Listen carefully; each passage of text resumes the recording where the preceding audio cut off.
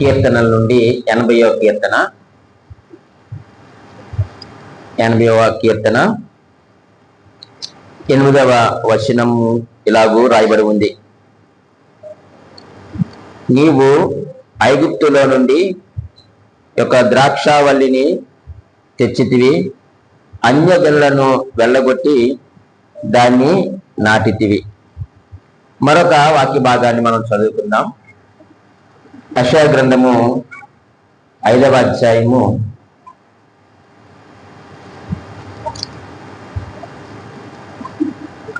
1 నుండి ఇలాగూ రాయబడి ఉంది. నా ప్రియుని గూర్చి పాడెదను వినుడి, అతని ద్రాక్ష తోటను బట్టి నాకిష్టుడైన వాని గూర్చి పాడెదను వినుడి. సత్తువ భూమి గల కొండ మీద నా ప్రియునికి ఒక ద్రాక్ష తోట ఉండెను. ఆయన దానిని బాగుగా త్రవ్వి రాళ్లను ఏరి అందులో శ్రేష్టమైన ద్రాక్ష తీగలను నాటించెను. దాని మధ్యను బురుజు ఒకటి వేయించి ద్రాక్ష తొట్టిని తొలిపించెను.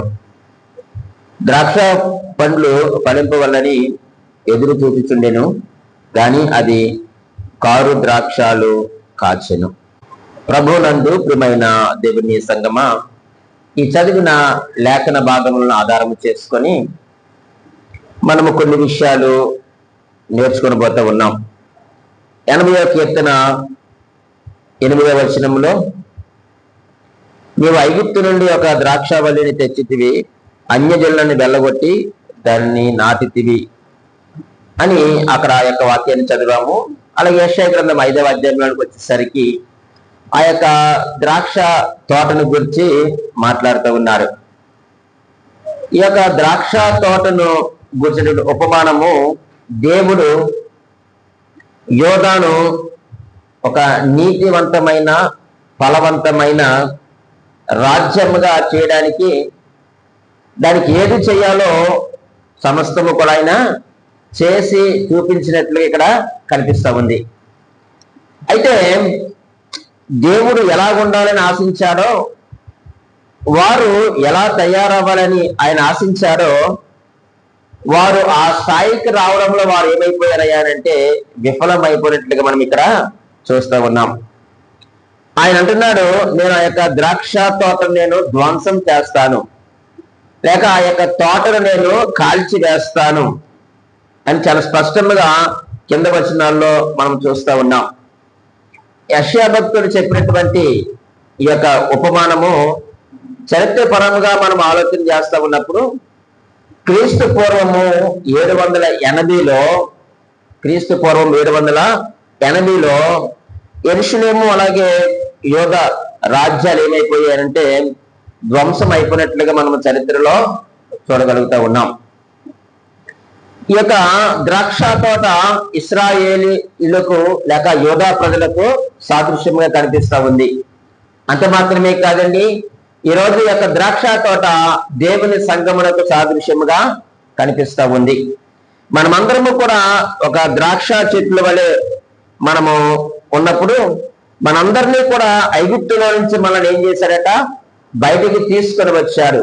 పాపములో నుంచి మనల్ని తీసుకొని వచ్చారు.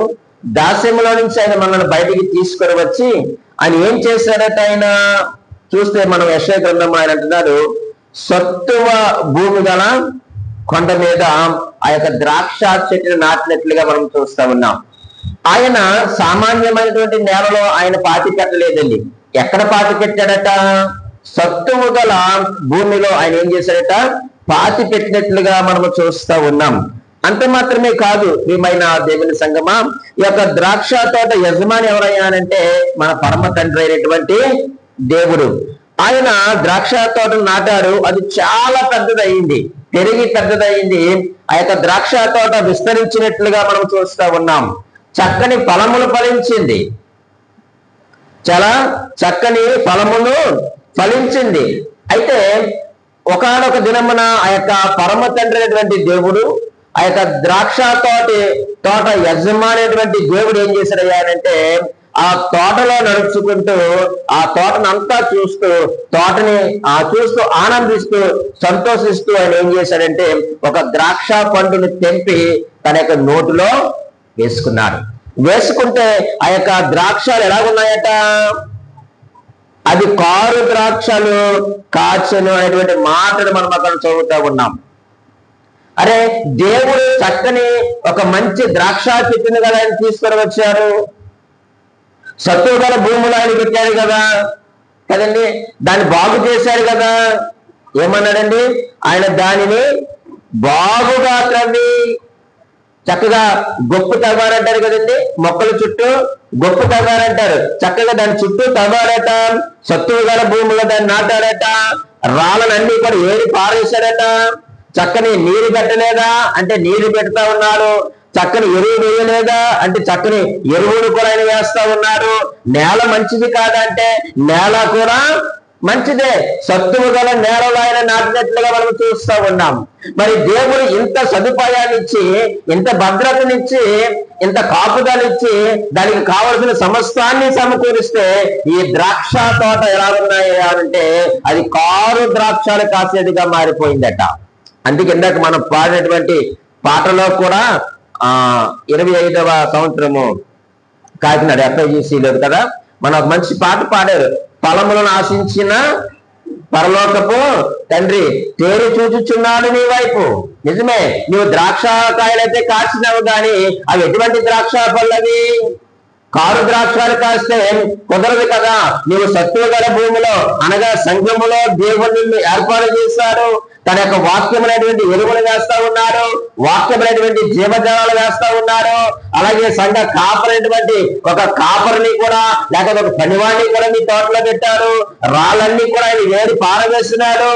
ఇంత సదుపాయము దేవుడు మనకి ఇవ్వగా మరి ఎందుకు మనము కారు ద్రాక్షాలు ఫలిస్తూ ఉన్నాము అన్నదే ప్రశ్న. ఈరోజు ప్రియమైన దేవుని సంగమా, ఈరోజు మనమే కాదండి, ఈ దేవుని వాక్యమును ప్రకటిస్తున్నటువంటి భక్తులు కూడా అదే అంటున్నారు. చూడండి 3-4 వచనాలు చదివితే ఇలాగ రాయబడి ఉంది, కావున యెరూషలేము నివాసులారా యోధా వారులారా నా ద్రాక్ష తోట విషయము నాకు న్యాయము తీర్చండి అంటున్నాడు. అరే నేను ఇంత సదుపాయం చేశాను కదా, ఇంత చక్కగా నేను తోటను ఏర్పాటు చేసుకున్నాను కదా, ఏది కొదువు లేకుండా నేను చేస్తే ఎందుకు కారు ద్రాక్షాలు కాసింది? కాబట్టి నా ద్రాక్ష తోట విషయమై నాకు న్యాయం తీర్చండి అని వేడుకుంటున్నాడట. అబ్బా, దేవుడికి ఎంత హృదయ వేదన, దేవునికి ఎంత హృదయ బాధ. చూడండి, ఇంత గారాభముగా దేవుడు మనల్ని పెంచినాడే, ప్రేమతో మనల్ని పెంచాడే, బాధ్యతతో మనల్ని పెంచుతున్నాడే, మరి ఎందుకు మనం ఇంకా కారు ద్రాక్షాలు ఫలిస్తున్నాం అని అంటున్నాడు. దయచేసి నాకు న్యాయం తీర్చండి, నాకు న్యాయం చెప్పండి. 4వ వచనములో నేను నా ద్రాక్ష తోటకు చేసిన దానికంటే మరేమి దానికి చేయగలను? నేను ఏం తక్కువ చేశాను నా తోటకు? నేను ఏం తక్కువ చేశాను? ఏటి లోటు చెప్పండి. ఏ లోటు లేదు కదా. జంతువులు రాకుండా, శత్రువులు రాకుండా నేను చుట్టూ దానికి కంచి వేశాను కదా, సమృద్ధిగా నీరు పెట్టాను కదా, ఆ యొక్క భూమిని నేను సత్తు గలదానిగా చేశాను కదా, అక్కడ రాళ్ళని నేను ఏరు పారేశాను కదా, ఏదైతే అడ్డంకముగా ఆటంకములుగా ఎదగడానికి ఏదైతే ఆ స్థలములో ఉన్నాయో వాటన్నిటిని తీసి పారేశాను కదా. అయ్యా, ఇంత చేస్తే ఎందుకు వారు ఎలా చేస్తా ఉన్నారు? నేను ఇంతకంటే దానికి నేనేమి చేయగలను అని దేవుడు ఆయన మాట్లాడుతూ 5వ వచనములో 4 ఇంకా చదువుదాం.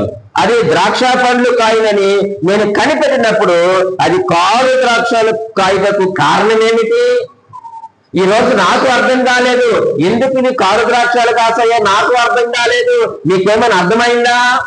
దయచేసి మీరు న్యాయం చెప్పండి అంటూ ఆయన 5వ వచనంలో మంచి మాట అంటున్నాడు, ఆలోచించండి.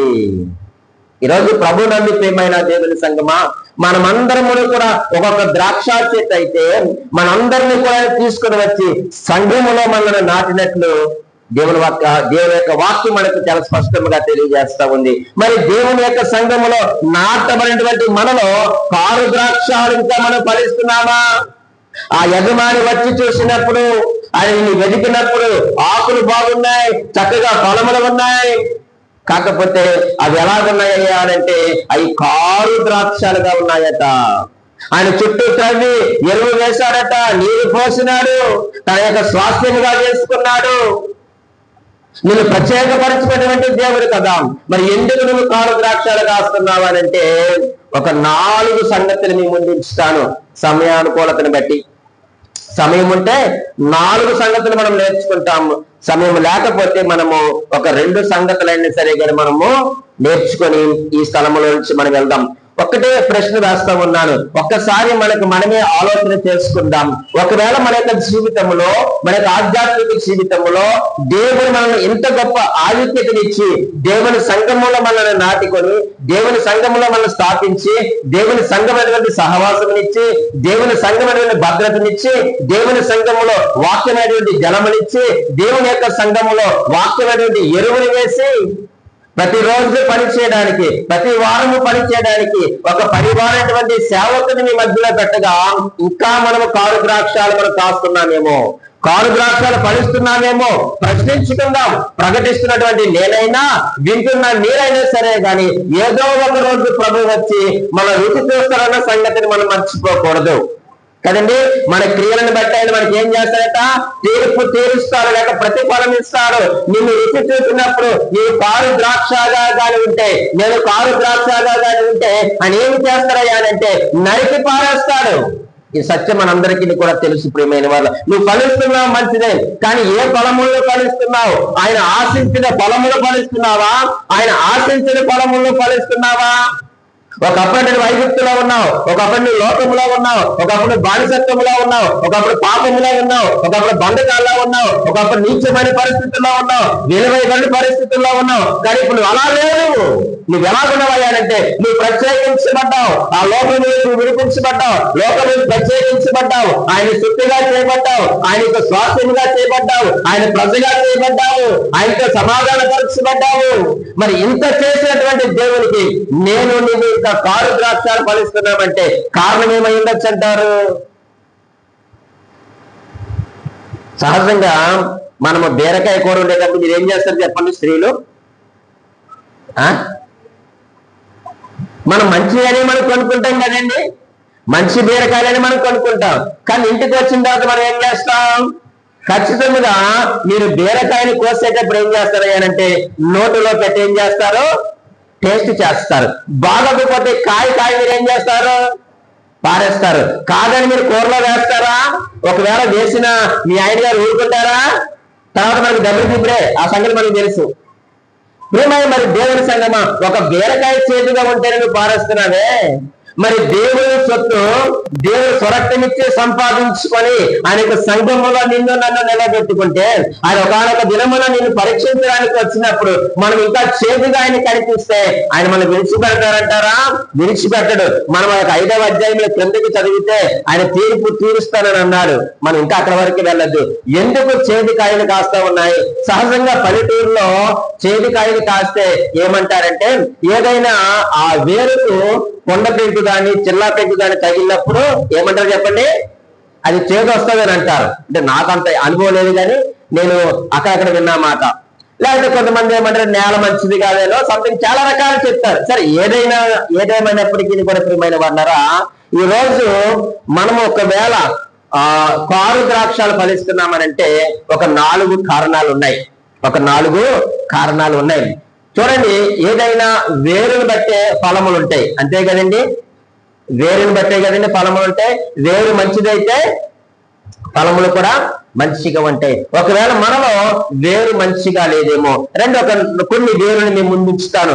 మనం ఇటువంటి వేరుల్లో కనుక మనం బ్రతికితే, ప్రభువా నేను ఇలా ఉండకూడదని ప్రభు దగ్గర మనం పశ్చాత్తాపడి ఈ స్థలంలో నుంచి మనం బయటికి వెళ్దాం. మొట్టమొదటి వేరుని మేము ముందుంచుతాను. హెబ్రీయులకు రాసిన పత్రిక 12వ అధ్యాయము చదువుతున్నాను, చూడండి ప్రియమైన వాళ్ళరా. 14-15 వచనాలు ఇలాగ రాయబడి ఉన్నాయి. అందరితో సమాధానమును పరిశుద్ధతయు కలిగి ఉండుటకు ప్రయత్నించుడి. పరిశుద్ధత లేకుండా ఎవడునో ప్రభువును చూడడు. మీలో ఎవడైనానో దేవుని కృపను పొందకుండా తప్పిపోవునేమో అనియు చేదైన వేరు, ఇది మీరు అండర్లైన్ చేసుకోవాలి. చేదైన వేరు ఏదైనా మొలిచి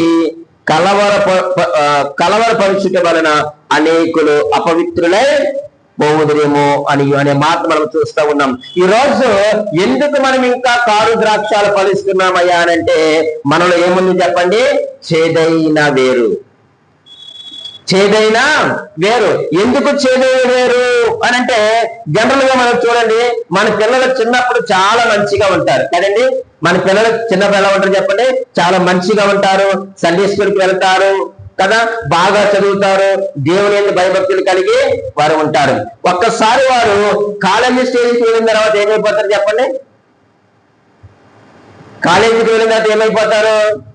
కొంచెం వారిలో మార్పు వస్తుంది.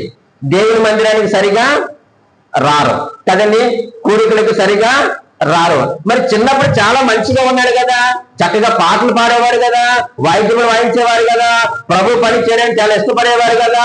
మరి ఎందుకు యవనస్తులైన తర్వాత ఎందుకు ఈ పరిస్థితుల్లోకి వారు వెళ్ళిపోతున్నారయ్యా అనంటే వారు ఎక్కడో అవిధేయత ప్రవేశిస్తుంది. ఏం ప్రవేశిస్తుంది చెప్పండి? అవిధేయత. చిన్నప్పుడు వాడికి తెలియదు. ఎప్పుడైతే వీడు పెద్దవాడు అవుతాడో, ఎప్పుడైతే వాడు బయటికి వెళ్తాడో, వెళ్ళిన తర్వాత ప్రియమైన వాళ్ళరా వారిలోనికి ఏమి ప్రవేశిస్తున్నాయా అనంటే అవిధేయత ఒకటే ప్రవేశిస్తుంది. ఆ యొక్క అవిధేయత వలన ఏం చేస్తారు చెప్పండి? ఇప్పుడు దేవునికి దూరం అయిపోతాడు కదండి. దేవునికి దూరం అయిపోతాడు, దేవుని యొక్క సన్నిధికి దూరం అయిపోతాడు, దేవుని యొక్క సహవాసానికి దూరం అయిపోతాడు. టోటల్ గా ఒక మాటలో చెప్పాలంటే అవిధేయకరమైనటువంటి పరిస్థితుల్లోనికి ఆ యొక్క యవనస్తుడు వెళ్ళిపోతాడు. అదే చేదు, అంతే ఇంకంత ఇంచేమి లేదండి. అక్కడ ప్రారంభమవుతుంది ఆ చేదు. ఆ చేదు చేదు చేదు చేదేమైపోతున్నాయా అంటే మొత్తం చెట్టు అలాగే కాండము ఫలములు కూడా ఏ దిశకు వచ్చేస్తాయంటే చేదు దిశకు అవి చేరిపోతాయి. ఇక్కడ ఆయన అంటా ఉన్నాడు, హెబ్రీయులకు రాసిన పత్రిక మనం చదివినటువంటి 12వ అధ్యాయంలో ఏమనంటే క్రైస్తవ జీవితానికి గమ్యస్థానాన్ని కలిగినటువంటి మనము ఎవరు? మన యొక్క గమ్యస్థానము మన ప్రభువైన యేసుక్రీస్తు వారు. ఈ క్రైస్తవ జీవితానికి గమ్యస్థానం ఎవరయ్యా అంటే మన ప్రభువైనటువంటి యేసుక్రీస్తు వారు. ఆ యొక్క గమ్యస్థానాన్ని మనము చేరాలి అనంటే, ఆయనతో మనము సహవాసం కలిగి ఉండాలి అనంటే ఖచ్చితంగా ఆయన ఏమంటున్నాడంటే ఆయన పరిశుద్ధుడు కాబట్టి మీరును ఎలా ఉండాలట? పరిశుద్ధముగా ఉండండి అంటూ ఆయన 2 విషయాలు జ్ఞాపకం చేశారు. అక్కడ ఈ వచనంలో 2 విషయాలు జ్ఞాపకం చేస్తాడు. మొదటిది ఏంటి చెప్పండి? సమాధానము. రెండవది ఏంటి చెప్పండి? పరిశుద్ధత. ఈ 2 లేకపోతే మన క్రైస్తవ జీవితానికి గమ్యస్థానమైనటువంటి ప్రభువైన యేసుక్రీస్తు వారిని మనము చూడడము అసాధ్యము అనేది మాట మనం చూస్తూ ఉన్నాం. ఈ రోజు ఆయన నీవు చూడాలి అనంటే, ఆయనతో మనం సహవాసం కలిగి ఉండాలి అనంటే ఖచ్చితంగా మన జీవితంలో ఏముండాలంటే మొదటిది సమాధానము కలిగి ఉండాలట, రెండవదిగా పరిశుద్ధతను కలిగి ఉండమన్నారు. అందరితో సమాధానమును పరిశుద్ధతయు కలిగి ఉండడానికి మీరు ప్రయత్నం చేయండి. ఈరోజు మనం సమాధానము కొరకు కొన్నిసార్లు మనం ఏం చేస్తామంటే లోకముతో మనం రాజీ పడిపోతూ ఉంటాం కదండి. మనుషులతో సమాధాన పడడానికి మనం ఏం చేస్తూ ఉంటాం? లోకముతో మనము రాజీ పడిపోతూ ఉంటాం. కానీ దేవుని యొక్క వాక్యం ఏమి సెలవిస్తూ ఉన్నాయా అనంటే సమాధానం ఎంత ముఖ్యమైనదో పరిశుద్ధత కూడా అంతే ముఖ్యమైనది. సమాధానం ఎంత ప్రాముఖ్యమైనదో పరిశుద్ధత కూడా అంతే ప్రాముఖ్యమైనది. ఈరోజు మనము పరిశుద్ధతను పణంగా పెట్టి మనం ఎవరితోనూ కూడా సమాధాన పడకూడదు. అంటే ఎవరితోనంటే క్రైస్తవులతో మనం సమాధాన పడాలి, అంటే లోకముతోనూ సమాధాన పడకూడదు. దేవునికి వ్యతిరేకమైన వాటితో మీరు సమాధాన పడకూడదు. అందుకే నేను మొదటి చెప్పాను, మనం లోకముతో కొన్ని మార్లు ఏమైపోతున్నాం? రాజీ పడిపోతున్నాం. కొన్ని సందర్భాల్లో, కొన్ని పనుల విషయంలో, కొన్ని కార్యాల విషయంలో మనం ఏమైపోతున్నామయ్యానంటే లోకముతో మనం రాజీ పడుతున్నాం. ఎప్పుడైతే లోకముతో రాజీ పడతావో నువ్వు దేవుడితో సమాధానాన్ని కోల్పోతావు, అలాగే దేవునిలో ఉన్నటువంటి పరిశుద్ధతను కూడా మనము కోల్పోతాం. ఎప్పుడైతే మనము పరిశుద్ధతను సమాధానము కోల్పోతామో దేవుడిని మనము చూడలేము, దేవునికి మనం ఇష్టలుగా అంటే.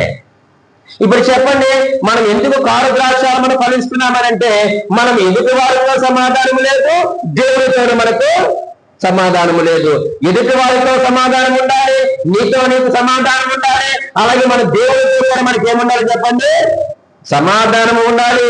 అందుకే రోమిలికి రాసిన పత్రిక 12వ అధ్యాయము 18వ వచనంలో ఏమంటారంటే, సత్యమైతే నీ చేతనైనంత మట్టుకు సమస్త మనుషులతో సమాధానముగా ఉండండి అంటున్నాడు. 12వ అధ్యాయము 18వ వచనం రోమిలికి రాసిన పత్రిక.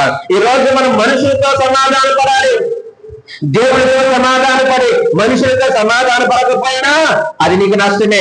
మనుషులతో సమాధాన పడి దేవుడితో సమాధాన పడకపోయినా అది నీకు నష్టమే, అది నాకు నష్టమే. ప్రియమైన వాళ్ళరా, సమాధానము, పరిశుద్ధత ఈ రెండే మనము కలిగి ఉన్నప్పుడు మనము ఆయనను చూడగలుగుతాము, ఆయనకు ఇష్టలుగా మనము బ్రతకగలుగుతాము అని చాలా స్పష్టంగా దేవుని యొక్క వాక్యము తెలియజేస్తూ ఉన్నాడు.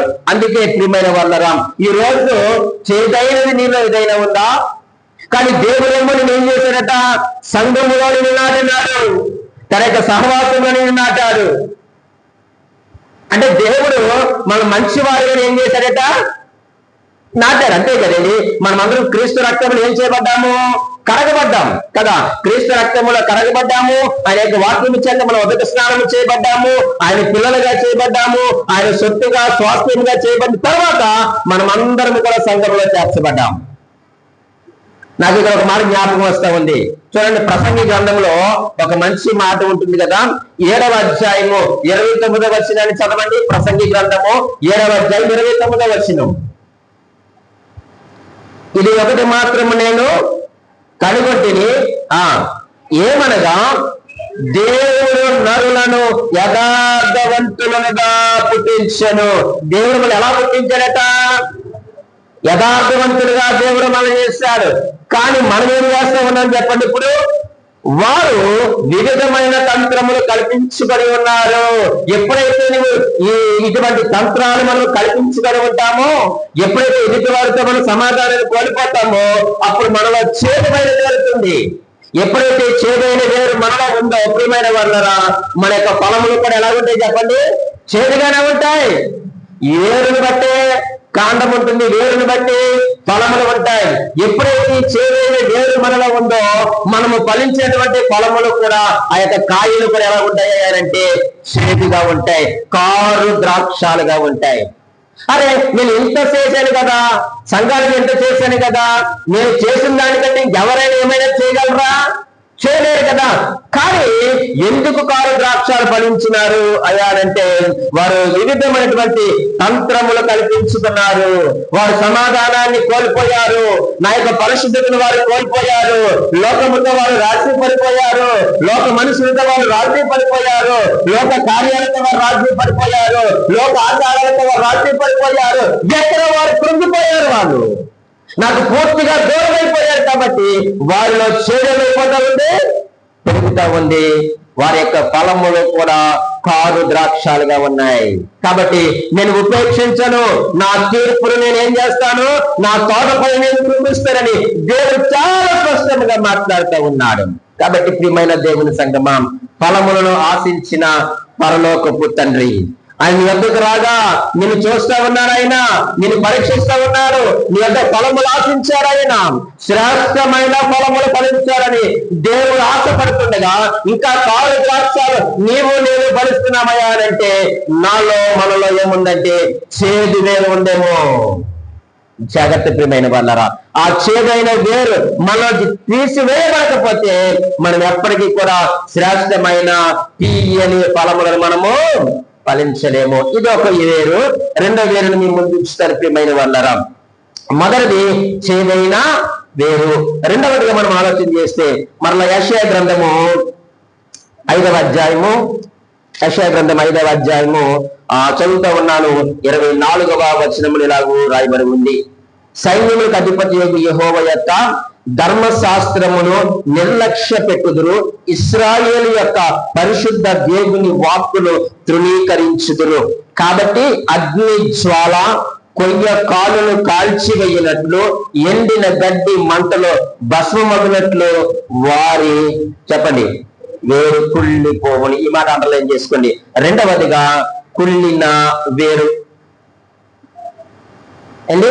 ఏ వేరు చెప్పండి? ఇది మొదటిది చేదైన వేరు, రెండవదిగా కుళ్ళిన వేరు. ఆలోచన చేయండి, ఎందుకు కుళ్ళిన వేరుగా అయిపోయింది? దేవుడు మన యథార్థవంతులుగానే తన సంఘంలో పెట్టుకున్నాడు కదా, తన యొక్క సంఘంలో నాటుకున్నాడు కదా, ఎందుకు అది కుళ్ళిన వేరు అయిపోయింది చెప్పగలరా? చూడండి, అక్కడే ఆయన చాలా స్పష్టంగా రాశాడండి. అందుకే మనం వాక్యం చదివేటప్పుడు చాలా జాగ్రత్తగా చదువుకోవాలి. సైన్యములకు అధిపతి యెహోవా యొక్క ధర్మశాస్త్రమును ఏం చేశారట? నిర్లక్ష్య పెట్టారు. ఈ రోజు మన యొక్క ఏడు కుళ్ళిపోవడానికి కారణం ఏంటి చెప్పండి? దేవుని యొక్క వాక్యమును వారు ఏం చేశారట? నిర్లక్ష్య పెట్టారు. ఇంకా ఇశ్రాయేలు యొక్క పరిశుద్ధ దేవుని వాక్కును వారు తృణీకరించినట్లుగా మనం చూస్తూ ఉన్నాం. ఈరోజు మంచి పిల్లలే, కానీ ఈరోజు దేవునికి అవిధేయులైపోతా ఉన్నారు. మన మంచి వారినే, కానీ ఎందుకు మనం అవిధేయులైపోయామయ్యా అంటే దేవుని యొక్క వాక్యమును, దేవుని యొక్క ధర్మశాస్త్రమును ఎవరైతే నిర్లక్ష్యం చేస్తారో, ఎవరైతే తలచెవులు పెడతారో, ఎవరైతే తృణీకరిస్తారో, ఎవరైతే నిరాకరిస్తారో వారి యొక్క వేరు కుళ్ళిపోతుందని దేవుడి వాక్యం సెలవిస్తా ఉంది.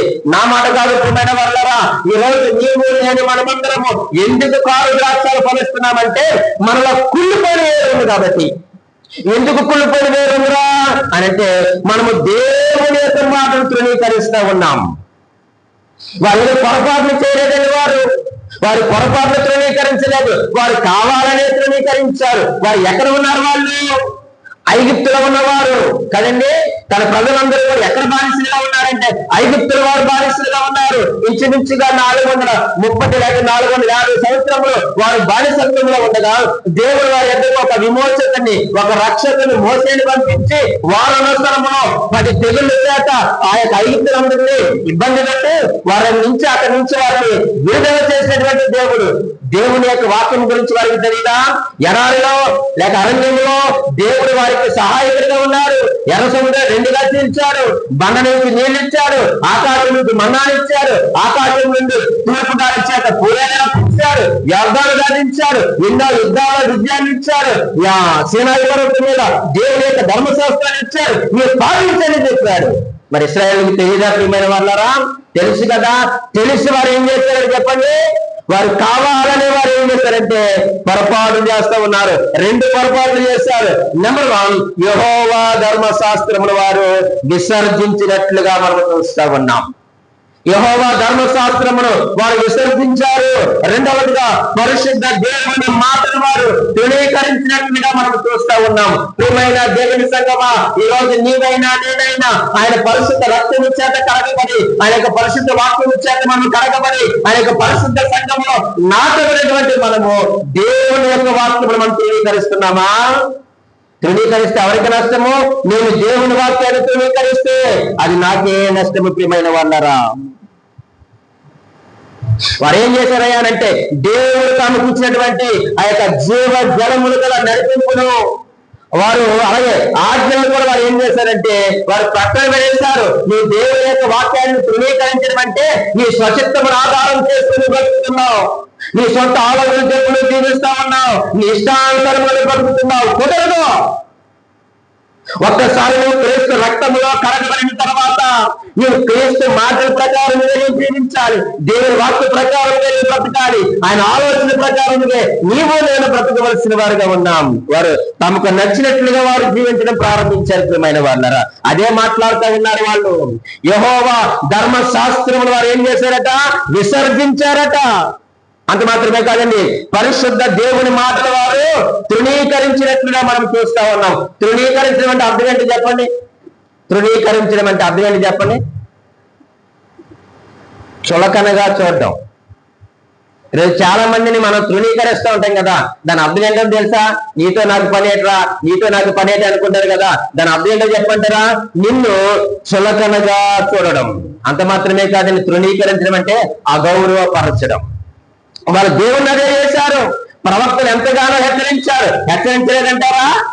యెషయా భక్తుడు హెచ్చరించాడు, యిర్మీయా భక్తుడు హెచ్చరించాడు. ఎంతో మంది ప్రవక్తలు ఏం చేశారంటే హెచ్చరిస్తూ ఉన్నారు, కానీ వారి యొక్క మాటలన్నిటినీ కూడా వారు ఏం చేశారంటే తెరచెవిన పెట్టారట. వాళ్ళు తెరచెవిన పెట్టి వారు పరిశుద్ధ దేవుని యొక్క మాటను, వాక్కును వారు తృణీకరించారు. ఎప్పుడైతే నువ్వు దేవుని తృణీకరిస్తావో ప్రియమైన వాళ్ళరా, దేవుని యొక్క వాక్యమును దూరం చేసుకుంటావో, నిరాకరిస్తావో, అగౌరవపరుస్తావో, అప్పుడు ఖచ్చితంగా మన యొక్క ఏమైపోతుంది చెప్పండి, ఎండిపోతుంది. అదే మాట ఇశ్రాయేలు కారు ద్రాక్షాల వారు ఫలించడానికి కారణం ఏమిటయ్యానంటే వారు కుళ్ళిపోయినటువంటి వేరు కలిగి ఉన్నారు. ఎందుకు కుళ్ళిపోయిన వేరు కలిగి ఉన్నారు అంటే దేవుని వాక్యాన్ని, దేవుని యొక్క ధర్మశాస్త్రాన్ని వారు తృణీకరించినట్లుగా మనం చూస్తా ఉన్నాము. ఒకవేళ ఈ రోజు నీవు గాని నేను గాని పరిశుద్ధ సంఘం ఉన్న మనము దేవుని యొక్క వాక్యమును గాని, దేవుని యొక్క ధర్మశాస్త్రమును గాని, దేవుని యొక్క ఆజ్ఞను గాని మనం తృణీకరిస్తున్నామా? మనం నిరాకరిస్తున్నామా? దేవుని మనము అగౌరవపరుస్తున్నామా? ఒకవేళ అటువంటి పరిస్థితుల్లో కనుక మనం ఉంటే మన యొక్క ఏమైపోతుంది చెప్పండి. ఈరోజు చాలా మంది క్రైస్తవుల యొక్క పతనానికి కారణం ఏంటంటే, చాలా మంది క్రైస్తవులు కారు ద్రాక్షాలు ఫలించడానికి కారణం ఏమిటంటే ప్రియమైన వాళ్ళరా, వాక్యము చదవకపోవడమే కారణం. దేవుని యొక్క వాక్యాన్ని మనం చదవకపోవడమే కారణం. దేవుని యొక్క వాక్యాన్ని మనం మోయకపోవడమే కారణం. దేవుని సన్నిధిలో మనము బోర ఊగకపోవడమే కారణం.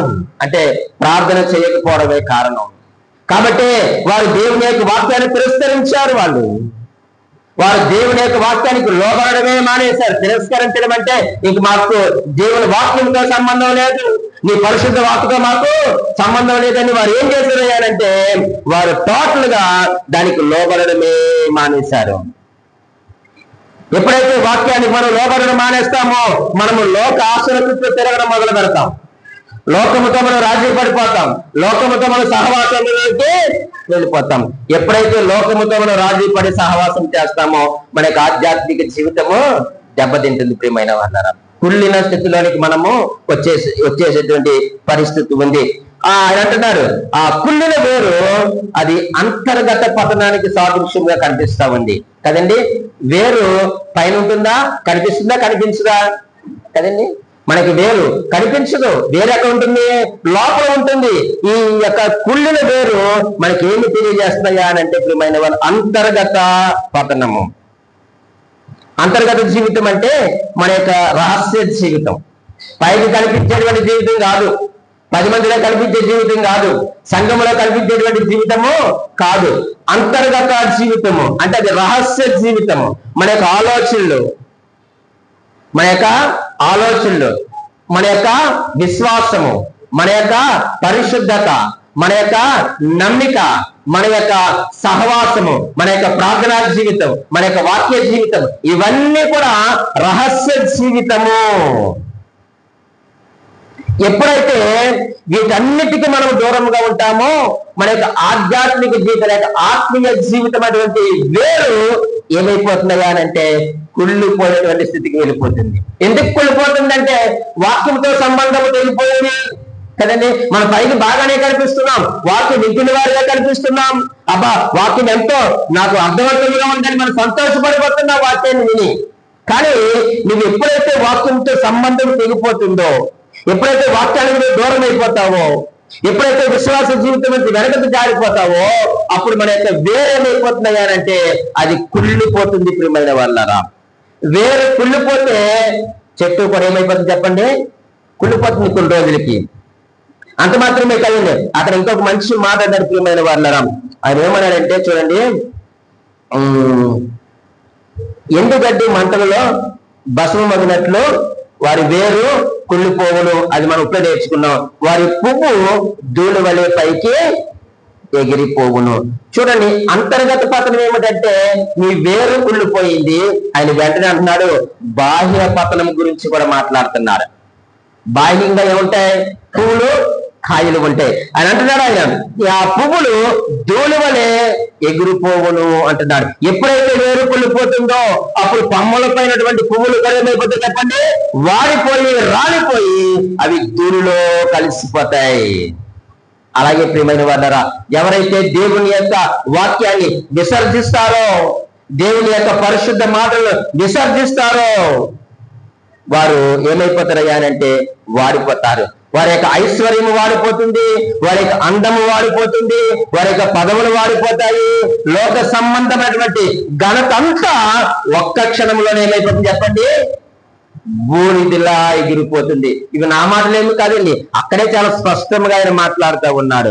వారి పువ్వు ధూళివలే పైకి ఎగిరిపోవును అన్నాడు. నీ లోపల నీ అంతర్గత వేరు ఎప్పుడైతే కుళ్ళిపోతుందో బాహ్య పరమైనటువంటి నీకున్న ప్రతి హోదా కూడా ఏమైపోతుందట, అది రాలిపోయి ప్రియమైన వాళ్ళరా బూడిదిలా ఎగిరిపోతుంది అంటున్నాడు. ఒక మాట మీకు జ్ఞాపకం చేస్తాను, దేవుడు లేని ఏ విజయము కూడా అది శాశ్వతము కాదు. అది గుర్తుపెట్టుకోండి. దేవుడు ఇచ్చిందే నీకు విజయం. నిన్న దినాన యెహోషువ గురించి మనం ఆలోచన చేస్తాం కదండి. చాలా చక్కగా దేవుని మాటకు లోబడ్డాడు ఆయన. నా ఏలిన వారిని ఏమి సెలవిచ్చాడు, నేను ఏమి చేయాలి దేవుడి కొరకు అని చాలా చక్కగా దేవుని సేనాధిపతితో మాట్లాడేట్టుగా మనం చూస్తూ ఉన్నాం. నేను ఒకటే మీ జ్ఞాపకం చేస్తాను, దేవుడు ఏ విజయం కూడా అది శాశ్వతం కాదు, కొంతకాలం ఉంటుంది, తర్వాత అది మనకు దూరం అయిపోతుంది. కాబట్టి ప్రభునందు ప్రియమైన దేవుని సంగమా, ఎప్పుడైతే నీ వేరు కుళ్ళిపోతుందో అంతర్గతంగా నీ యొక్క రహస్య జీవితం, నీ యొక్క విశ్వాస జీవితము కూడా అది కుళ్ళిపోతుంది. అలాగే బాహ్య పతనము కూడా మొదలవుతుంది. బాహ్య పతనం మొదలైతే చివరికి ఏమవుతున్నాయానంటే దైవిక తీర్పులోనికి మనం వెళ్ళిపోతాం. ఆయన అదే అన్నాడు చూడండి, అక్కడ మళ్ళా మాటలు ఒకసారి మనం జ్ఞాపకం చేసుకుందాం. కాబట్టి అగ్ని జ్వాల కొయ్య కాలును కాల్చివేయినట్లు ఎండిగడ్డి మంటలో భస్మమగునట్లు అన్నారు. ఎప్పుడైతే అంతర్గత పతనము బాహ్య పతనము మొదలవుతుందో ఆటోమేటిక్ గా నెక్స్ట్ జరిగేది ఏంటంటే జడ్జిమెంట్. అది డివైన్ జడ్జిమెంట్, అది దైవికమైనటువంటి తీర్పు. ఎండుగడ్డి లేకపోతే బాగా ఎండిపోయినటువంటి పుల్లల్లో ఒక అగ్గి పుల్ల వేసామనుకోండి, ఏమో చెప్పండి, క్షణాల్లో మనం అసలు అనుకోము. ఇలా అగ్గి వేయగానే ఆ యొక్క గడ్డి కానీ ఎండిపోయినటువంటి పుల్లలు కానీ ఎప్పుడైతే అగ్గి నిప్పు పడిందో అవి వెంటనే కూడా ఏమైపోతే చెప్పండి, కాలిపోతాయి. అలాగే దేవుని తీర్పు వచ్చినప్పుడు ప్రియమైన వాళ్ళరా, ఎవరైతే చేదైన వేరు కలిగి ఉన్నారో, ఎవరైతే కుళ్ళిన వేరుగా ఉన్నారో, ఎవరినైతే కారు ద్రాక్షాలు ఫలిస్తున్నామో, ఎవరినైతే ఫలములు లేవో ప్రియమైన వారా, వారందరూ కూడా ఏమైపోతారయ్యానంటే వారు దేవుని యొక్క తీర్పులోనికి వారు చేస్తారు. దేవుని యొక్క వాక్యాన్ని, దేవుని యొక్క పరిశుద్ధ మాటను తృణీకరించేటువంటి ఏ సమాజమైనా సరే, ఏ వ్యక్తి అయినా సరే, ఎవరైనా సరే కావచ్చు ప్రియమైన వాళ్ళరా, దేవుని యొక్క ఉగ్రత నుంచి ఎవరు కూడా తప్పించుకోలేరు. ఇది మాత్రం మీరు గుర్తుపెట్టుకోండి. నేనైనా మీరైనా, సంఘమైనా, వ్యక్తులైనా, కుటుంబాలైనా, ఎవరైనా కావచ్చు ప్రియమైన వాళ్ళరా, వాక్యాన్ని, ధర్మశాస్త్రాన్ని, దేవుని యొక్క చిత్తాన్ని తిరస్కరించేటువంటి, అవమానపరిచేటువంటి ఏ సమాజమైనా, ఏ మనిషి అయినా, ఎవరైనా కావచ్చు ప్రియమైన వాళ్ళరా, దేవుని యొక్క ఉగ్రత నుంచి వారు తప్పించుకోలేరు. ఎందుకంటే ఆయన పరిశుద్ధుడు కాబట్టి ఆయన పాపాన్ని సహించలేడు. అది గుర్తుపెట్టుకోండి. ఇదే కారణం. ఆయన పరిశుద్ధుడైనటువంటి దేవుడు, ఆయన యథార్థవంతుడైన దేవుడు, ఆయన న్యాయవంతుడైనటువంటి దేవుడు, ఆయన ప్రేమ కలిగినటువంటి దేవుడు కాబట్టి ఆయన పాపాన్ని ఆయన సహించే దేవుడు ఎంత మాత్రము కానే కాదు. ఒకవేళ నీవు గాని నేను గాని ఆ పాపములో మనం బ్రతుకుతున్నట్లయితే, దేవుని వాక్యాన్ని విసర్జించిన వారిగా మనం బ్రతుకుతున్నట్లయితే, దేవుని యొక్క పరిశుద్ధ వాక్యము తిరస్కరించిన వారిగా మనం బ్రతుకుతున్నట్లయితే, దేవుని వాక్యం సెలవిస్తా ఉంది, ఇదిగో నీవు తీర్పులోనికి రాక మానవు. నేనైనా నీవైనా మన యొక్క అంతర్గత వేరు కుళ్ళిపోతే బాహ్యపరమైనటువంటి ఆకులు, అలాగే పువ్వులు, కాయలు కూడా ఏమైపోతే ఎండిపోతాయి, రాలిపోతాయి. రాలిపోయిన వాటిని దేవుడు తోటలో ఉంచడు. ఎందుకంటే ఆ స్థలం వ్యర్థమవుతుందని పీకి దాన్ని ఎక్కడ పారేస్తారు చెప్పండి, అగ్నిలో పారేస్తారని దేవుడు చాలా స్పష్టంగా మాట్లాడుతున్నాడు. కాబట్టి వేరు మన యొక్క అంతర్గత జీవితానికి గుర్తుగా కనిపిస్తా ఉంది. వేరు మన యొక్క అంతర్గత జీవితానికి గుర్తుగా కనిపిస్తుంది. చూడండి, నా యొక్క అంతర్గతం ఏమిటో మీ ఎవరికి కూడా తెలుసా? నా భార్య కూడా తెలదు. అంతే కదండి, నా అంతర్గత నా భార్య కూడా తెలీదు. పైకి చక్కగా కనిపించవచ్చు కాక, కానీ నా హృదయంలో ఏముందో అది ఎవరికి తెలిసి చెప్పండి? ఆయన పరీక్షిస్తారు మన యొక్క హృదయాలను. ఆయన హృదయంలో పరిశీలించేటువంటి దేవుడు కాబట్టి మన యొక్క అంతర్గత జీవితాన్ని, ఆ యొక్క వేరును మనము జాగ్రత్తగా మనం చూసుకుందాం. నువ్వు బాహ్యంగా మనం బాగున్నాం కానీ దేవుడు కావాల్సింది బాహ్యపరమైనటువంటి బాగు కాదు. ఏది కావాలట? నీకు అంతరంగిక జీవితం కావాలి దేవునికి. ఇది ఒక్కరు గుర్తుపెట్టుకోండి. మీరైనా నేనే ఎవరమైనా బాహ్యపరమైన జీవితాన్ని గురించి దేవుడు ఎప్పుడు ఆరాటపడ్డావు.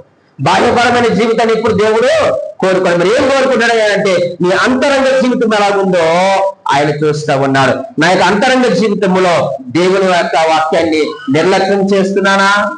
మన యొక్క అంతరంగ జీవితంలో దేవుని యొక్క వాక్యాన్ని నిర్లక్ష్యం చేస్తున్నామా? దేవుని యొక్క పరిశుద్ధ మాటలు మనము నిర్లక్ష్యం చేస్తున్నామా? దేవుని యొక్క సంఘాన్ని మనం నిర్లక్ష్యం చేస్తున్నామా? దేవుని యొక్క సహవాసాన్ని మనం నిర్లక్ష్యం చేస్తున్నామా? దేవుని యొక్క సేవకుని మనం నిర్లక్ష్యం చేస్తున్నామా? దేవుని యొక్క ప్రజలను లేక దేవుని యొక్క పరిశుద్ధుల్ని మనం నిర్లక్ష్యం చేస్తున్నామా? ఏమో ప్రియమైన వాళ్ళరా, నీ అంతరంగం ఎలాగుందో నువ్వు పరీక్షించుకో, నా అంతరంగం ఎలాగుందో నేను పరీక్షించుకుంటాను. ఆయన మాత్రం ఏం చేశాడంటే ఆయన దానిని సత్తువు గల భూమిలో ఏం చేశాడట? నాటినట్లుగా మనం చూస్తున్నాం. ఆయన దానిని బాగుగా త్రవ్వాడట. దానిలో ఉన్నటువంటి రాళ్ళన్నింటినీ కూడా ఆయన తీసివేశాడట. చక్కని శ్రేష్టమైనటువంటి వాక్యం అనే ఎరువుని వేశాడట. వాక్యం అనే నేలను సదుపాయంగా పెట్టాడట. దాని చుట్టూ భద్రతను పెట్టాడంట. కంచి వేశాడంట. ఒక చక్కని పనివాణ్ణి కూడా ఆ స్థలంలో పెట్టాడట. చక్కగా ఫలించలేదు అని ఆయన అనలేదు. కానీ ఫలించినటువంటి ఫలములు ఎలా ఉన్నాయి అంటే కారు ద్రాక్షాలుగా ఉన్నాయట. ఆయన వచ్చి రుచి చూసినప్పుడు ఆయన చాలా నొచ్చుకున్నాడట, చాలా బాధపడ్డాడట. ఇంతకు మించి నేను ఏం చేయగలను నా బిడ్డలకు? ఇంతకు మించి నా ప్రజలకు నేను ఏమి ఇవ్వగలను? ఎవరు ఇవ్వలేదు, నేను ఇచ్చాను కదా. నా ప్రాణాన్ని నేను పెట్టాను కదా. విలువైన రక్తాన్ని చిందించాను కదా. పరిశుద్ధమైన నిష్కలంకమైనటువంటి రక్తాన్ని చిందించాను కదా. నా శరీరం అంతా కూడా వారి కొరకు నేను నలగొట్టుకున్నాను కదా. ఎంతో నేను వేదన చెందాను కదా. చివరికి నా ఆత్మను నా ప్రాణమును కూడా నేను మీ కొరకే కదా నేను అర్పించుకున్నాను. అయ్యో నా బిడ్డలారా, ఎందుకు మీరు ఇంకా కారు ద్రాక్షాలు ఫలిస్తున్నారని ఆయన ఎంతో వేదన చెందుతున్నాడేమో మనల్ని గురించి నాకు అనిపిస్తుంది. వాక్యం ధ్యానిస్తా ఉన్నప్పుడు, ప్రభా నాలో చేదైన వేరుందని నేను పశ్చాత్తపడ్డాను, కుళ్ళని వేరుందని నేను పశ్చాత్తపడ్డాను ప్రభు దగ్గర. అయ్యా నేను ఇంకా ప్రార్థించలేకపోతున్నానయ్యా, నేను ఇంకా నీ వాక్యాన్ని ధ్యానించలేకపోతున్నానయ్యా, నీతో నేను సహవాసం కలిగి ఉండలేకపోతున్నానయ్యా అని నేను ఆయన దగ్గర పశ్చాత్తపడడానికి ఈ వాక్యం నాకు ఎంతో ఉపయోగపడింది. ప్రియమైన దేవుని సంగమా, ఈరోజు నీవు దేవుని దగ్గర పశ్చాత్తాపడతావా? ఆయన ఆశించిన ఫలములను ఫలించకపోతే దేవుడు అంటున్నారు ఖచ్చితంగా దైవికమైనటువంటి తీర్పులోనికి మీరు వస్తారని దేవుని వాక్యం హెచ్చరిస్తా ఉంది. అలా మనం ఉండొద్దు. ఆయన ఆశించిన ఫలములు మనం ఫలిద్దాం. ఆయనకి సాక్షులుగా మనం బ్రతుకుదాం. దేవుడి మాటలు దీవించి ఆశీర్వదించును గాక.